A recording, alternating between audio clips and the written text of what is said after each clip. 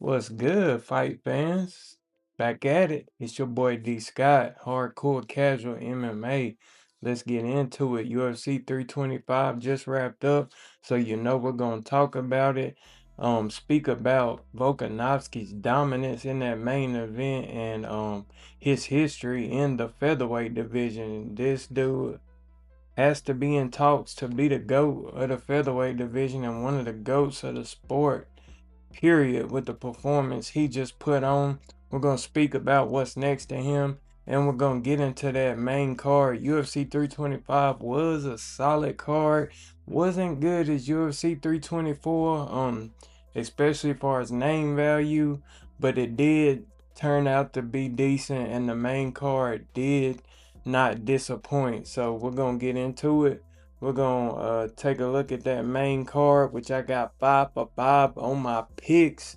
Everybody that I picked won. I should have put in a damn parlay. Would have been a nice little chunk of change for your boss. Some little money, if you feel me. But let's get into it. Let's talk about it. The first fight we had on the main card was Killian Salkid versus Jamie Mullarkey, which that may be the end for Jamie Mullarkey.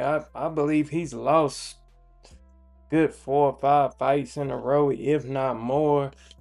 He ran through him, slammed him, threw him to the mat, submitted him like he was baby food. I mean, 8.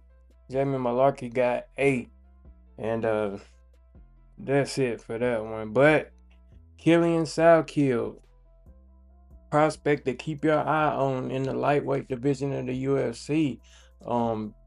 I say that they give him someone ranked next. A guy like Jalen Turner would be a good fight. Moicano, of course, would be a good fight.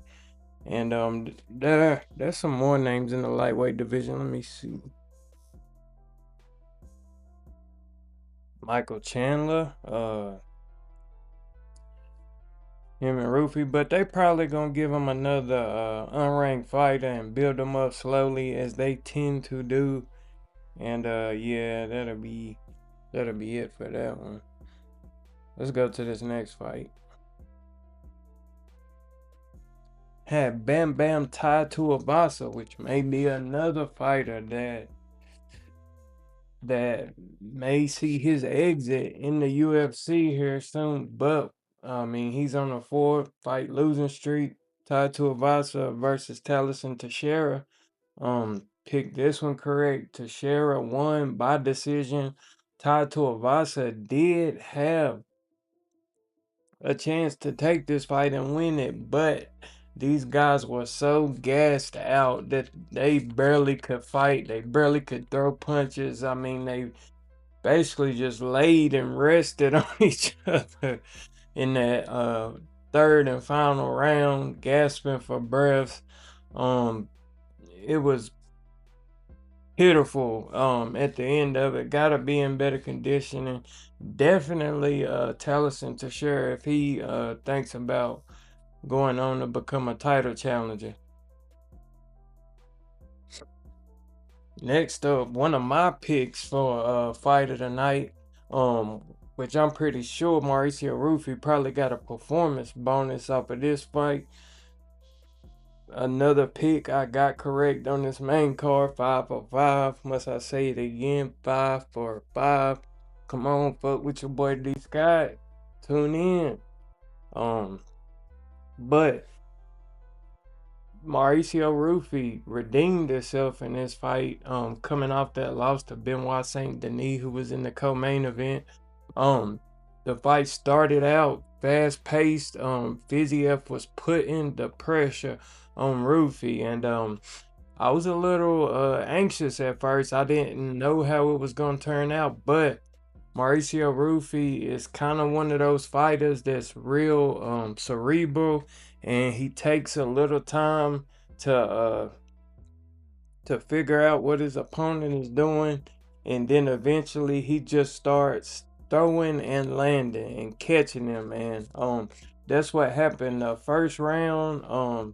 Fiziev was doing good. He was throwing those kicks, popping popping Rufy with that calf kick, running in with his combos, landing.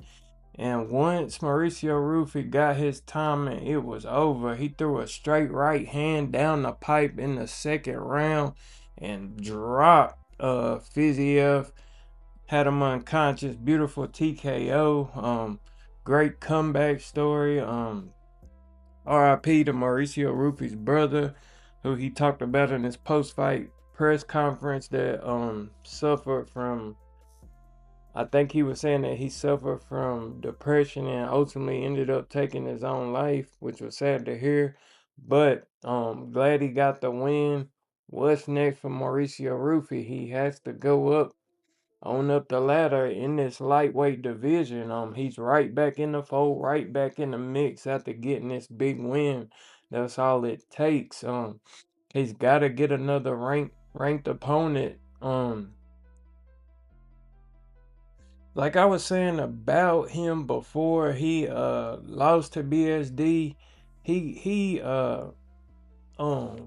he has to fight high ranked fighters, or else it's not gonna be interesting. It's not gonna be a challenge to him. And him and Patty Pimblett, that's a good fight. They might give him Gamrot, the challenges wrestling, see where he's at with that. Or they could feed Darius to him. Moicano would be a good match for him to challenge that wrestling. Yeah, those are some good fights to put together for him at lightweight division. But let's go to the next one, guys. Co-main event of the evening: Dan the Hangman Hooker versus Benoit Saint Denis. Just like in that last performance, Dan Hooker came out in the first round, doing what he needed to do, staying off his back, avoiding the takedowns, using that guillotine to prevent BSD from being able to secure the takedowns on him. And he was landing those nasty teeps to the body, kind of hurting BSD. And in the second round, BSD just set bucket and went for broke and start rushing Dan Hooker with flurries of punches and combos, and just overwhelmed Dan Hooker and was able to make the fight ugly and get the takedown in those situations. Then after that, they got into one exchange where they were wrapped up, and Dan Hooker tried to take BSD down, which was a fatal mistake. Ended up in full mount, got punched on, elbowed, ground and pounded for damn near 3 minutes of that second round till the ref finally had to call it off. Pitiful fight. BSD in his win, great win for BSD. He says he only wants to fight for the title. He either wants the winner of the BMF title, or he wants to fight for the official belt. And that's gonna be interesting to see, because as we know, Justin Gaethje is the interim champ at the time.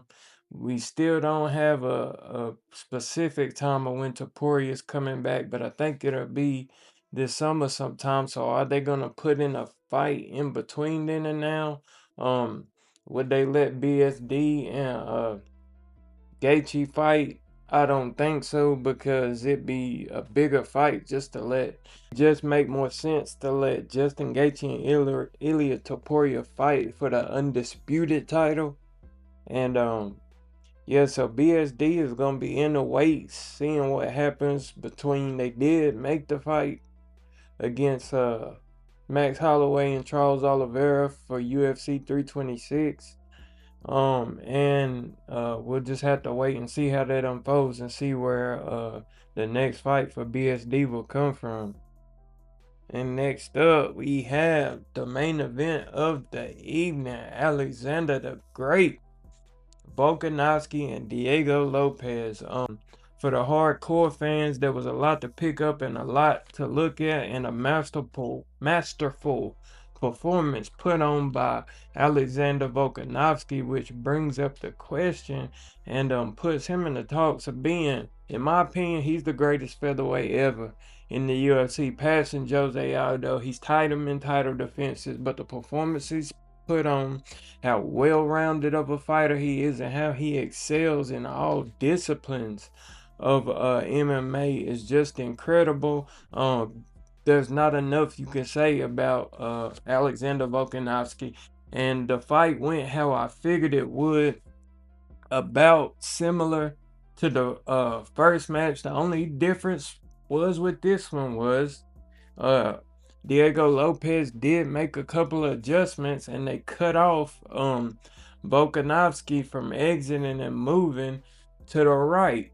But in doing so, Volkanovski, being as technical as he is and efficient as he is just as good in his other stance, moving left or right, and he has a bag and skill set and strikes in both stances and moving both ways.